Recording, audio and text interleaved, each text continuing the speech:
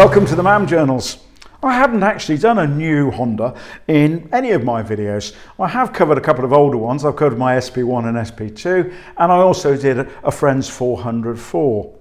This is the CB1000R Black Edition. It's Honda categorise it as a neo sports cafe, and we'll explore that a little bit later.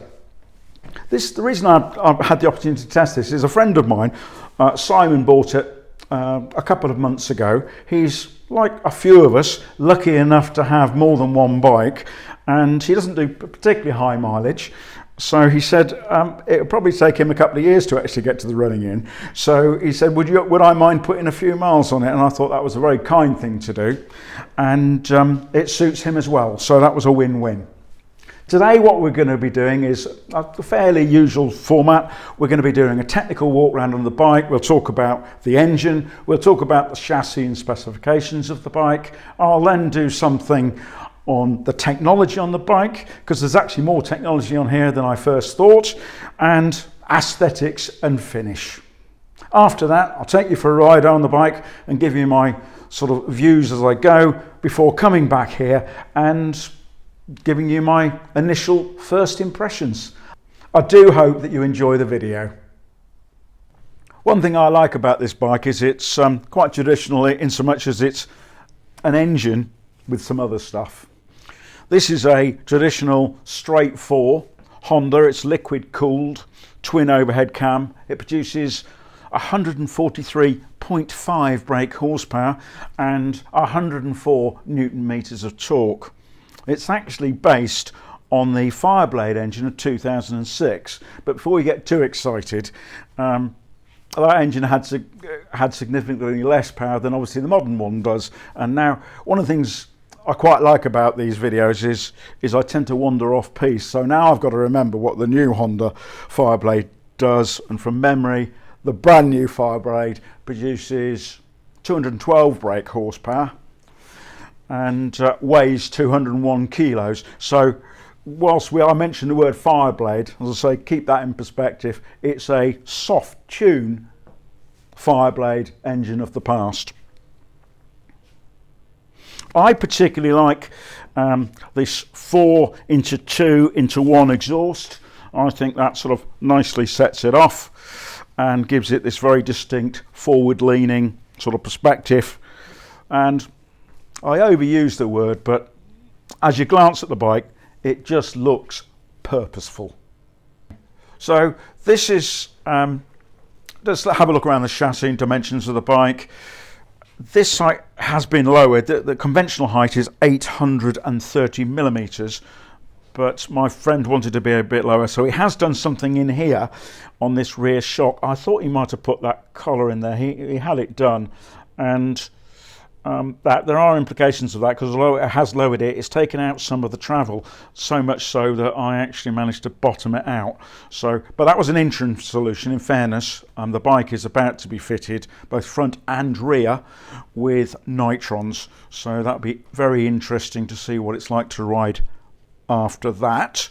The bike, in terms of its conventional dimensions, wheelbase, contact point to contact point, it's 1455 millimeters, which, interestingly enough, is actually the same as the new Fireblade.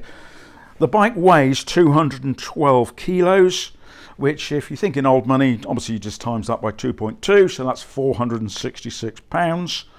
The bike is what's known as a monolever, i.e. it's only got one side to the swinging arm, but I think that aesthetically creates a very nice appearance there. The rear suspension hasn't got much adjustment on its conventional format. It's got rebound and obviously preload, but the front suspension has got significantly more adjustment in that on the top of the forks you can adjust both the preload, the compression and the rebound. This particular bike, the way it's fitted here, some of you are probably already familiar with the phrase, but it's called a stressed member, and essentially what it means is that the engine is forming part of the frame stroke chassis, and you can see where it's bolted on here rather than slotted into a frame as a lot of conventional bikes are. It's got an aluminium rear subframe here, nicely done in black. And in terms of brakes, at the front it's fitted with two 310mm radials, 3 piston calipers, and at the rear it's got one disc with 256mm disc and 2 piston calipers. I have sadly tested the brakes pretty extensively. A lady very kindly tried to do a 5-point turn on a main road in front of me, and it was one of those incidents where I'm sure most of us have had, where life slows down and you find yourself thinking remarkably clearly, and the thought that went through my mind was, I wonder if this bike has lean sensitive ABS. So I have tested it and they are very good brakes. Okay, so let's have a look at the technology on the bike. It's when you first sort of look at it, you think, well, this is fairly Spartan in its appearance, but there's more going on here than you actually sort of realise.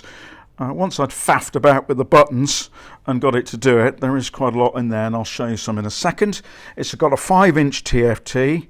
That display is adjustable, so I kept it on that sort of mostly black and white sort of look, but you can go to a more colourful version if you like it.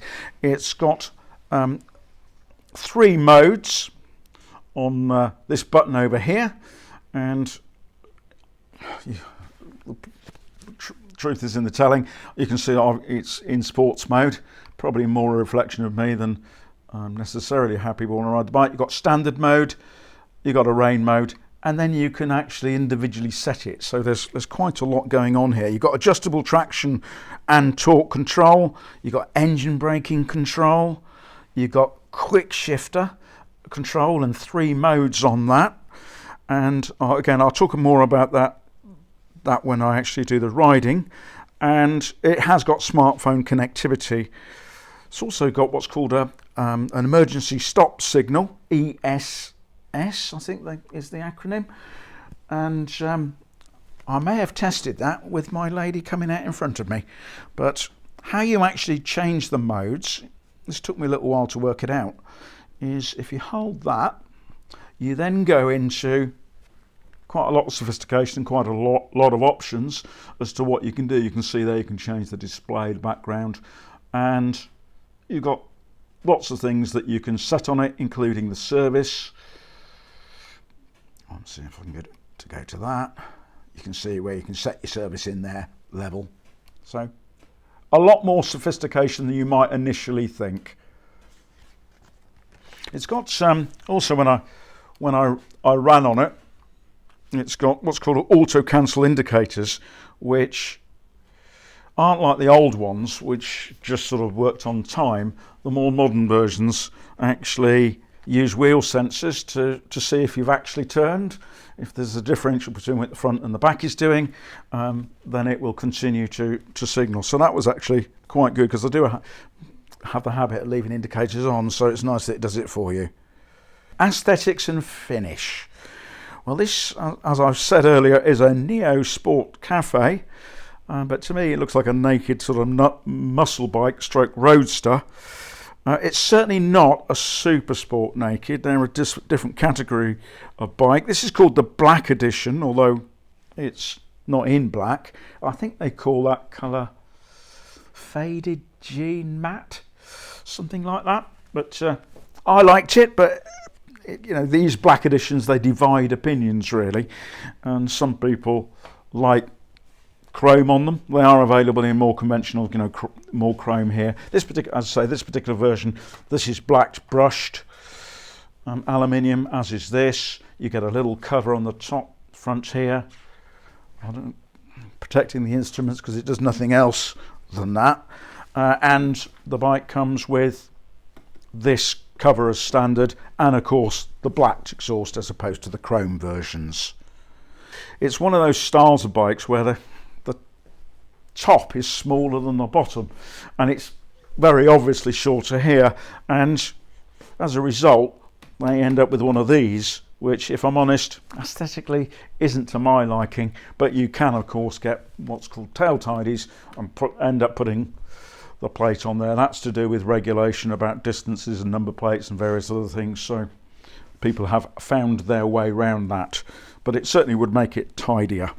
That inclined engine really does, give you the sensation that it's actually sort of moving when it's standing still, which I like. And there's a huge amount of machined aluminium on this bike. I mean, the rear hub has got that on.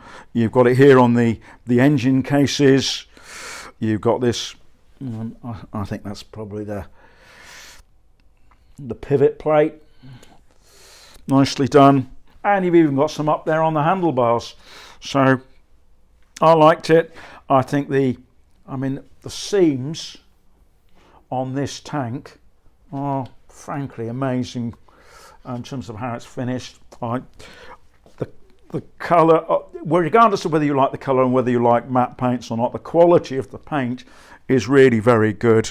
If I was nitpicking, I would say that down here on these seals, you can see they don't quite fit in that machined recess. They are, I did wonder whether they weren't quite right, but you can see they put little marks on them up here, and that is actually, so they're perfectly aligned on both sides, but it does leave a gap at the rear, which to my OCD eye doesn't work particularly well. I don't like this little box on the side, which is, I could have just put a black cover on that as well, just to sort of tidy it up. But I really am nitpicking there, because, as a further example, the cast aluminium wheels, they're graphite coloured, and I took one look at them and thought, oh, they'll be like my BMW GS to clean. It'll be a career. But when I prepared it for this filming session, they cleaned up really easily, just a wipe over, and they came back up how they're supposed to be. Overall, I would say that the finish on this bike is really very good. What Hondas were for many years, of course, renowned for. Not all of the Hondas nowadays are finished to the standard that they were, but I think they've clearly made a big effort here. Right, let's go for a ride. The initial feel as you get on is that of a much smaller bike than the press of the starter reveals. I love the instant growl of the engine, and although some change the exhaust, and indeed the owner of this one intends to do so as well, personally I thought that standard pipe, and more importantly the engine note, was absolutely great. The cockpit is almost Spartan in appearance, but I like that as well. The LCD display, clear, and for those that like a bit more colour on their instruments, adjustable. I initially struggled with the reversal of the horn and indicator switches positioning. On this bike, the horn button is above the indicators. There are actually quite a few motorists in Oxfordshire still trying to work out why that idiot on the motorcycle beeped them, but I soon adjusted to it. The flash button on the top of the switchgear rather than the front also fooled me. Not sure why they just didn't put all these switches in the more conventional positions, but I'm sure they have their reasons, and once you've ridden the bike for a few hundred miles, they naturally fall to hand. The engine, even at the lower revs that I was using as I ran the bike in, was very smooth and didn't have that snatchy feel of fueling that some modern four cylinders have at lower speeds. Up to the first 300 miles, I ran the bike in standard mode before switching to the more responsive sport option, which you can certainly feel. Once properly run in, and with its first service done, I have no doubt that this will be a pretty brisk bike. Not the time travel velocity of some of the 200 brake horsepower plus super nakeds, but I suspect most riders won't be saying that they need more. 143.5, mustn't forget the 0.5, is actually quite a lot of power for the road. It's apparently a 145 mph bike for those that are prepared to risk their life, licence and liberty at those sort of speeds on the road. I don't think it's a track bike. The quick shift gearbox is, as I mentioned on the technical overview, adjustable. Honda describe it as the adjustable 3-level quick shifter allows instant full throttle clutchless upshift and also aids downshifts. Although I didn't try it at full throttle for obvious reasons, I think this is both right and fair. It is a good quick shifter, but like many, is better up than down. It's actually particularly good between first and second, which not every system I've ridden is.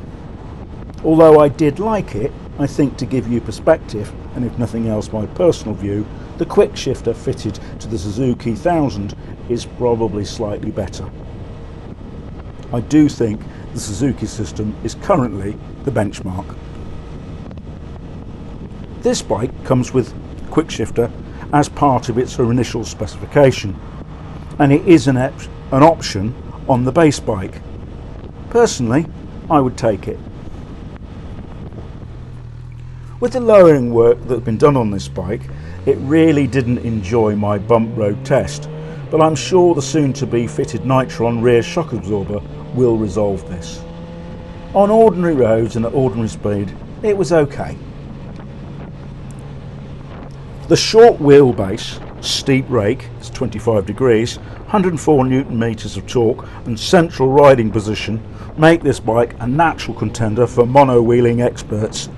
Private roads of course, but given the choice, nowadays I prefer two wheels, and turning the traction control completely off is probably for more optimistic riders. This bike has certainly got plenty of torque and power. I often take bikes that I'm testing to motorcycle orientated cafes and leave it somewhere prominent to gauge reaction. Although I deliberately avoid watching or reading other testers' reviews before I come to my own conclusions, I do like to hear other riders' views. It wasn't a showstopper, but for a few people did have a good look round it. To me, it's a bike with understated intent, which personally I like. The riding position is comfortable, and once you've worked out where they are, the switches and controls fall easily to hand. Being a naked bike, the tiny front instrument cover cannot be described as a screen, you do experience the full force of the wind, which would probably make longer journeys more wearing than some of the alternatives available. The lower gearing, great for a short blast, probably compounds that feeling. On this bike I'm pretty sure that, like most, the speedo is optimistic, as going through speed sensors it appeared to read 8 to 10% higher on the speedo than the sensor display. At what I suspect is actually 70 miles an hour, the bike is doing 5,000 revs and is quite buzzy. My GT1000, a Suzuki, is the same and often think it do with another gear, but I enjoy that for its other virtues. The fuel economy, I was getting 45 miles per imperial gallon riding like a saint, and small 16.2 litre capacity or 3.5 gallons confirmed to me that Honda were not thinking Tourer. All that being said, I do not imagine Honda is aiming at the longer distance market with this bike. Capable of dual carriageway and motorway work, once run in, I suspect that this bike will be most at home and fun on nicely surfaced, bendy A-roads, as we call them here in the UK. Honda have a number of accessories for the bike, and looking at the internet, there are also quite a few aftermarket options out there. It feels like a bike that you can enjoy making your own, and I have certainly enjoyed riding it. So, what are my first impressions?